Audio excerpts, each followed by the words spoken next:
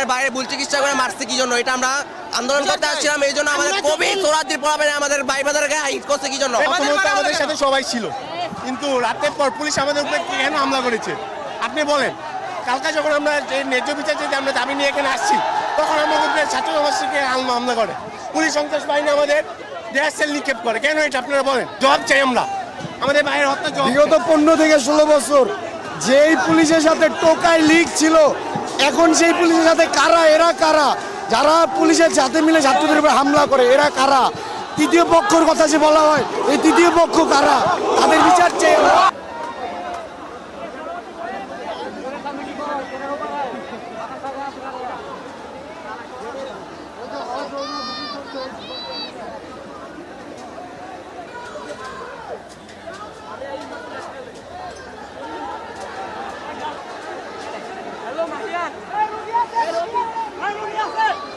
না না না ওই ভিতরে রুগী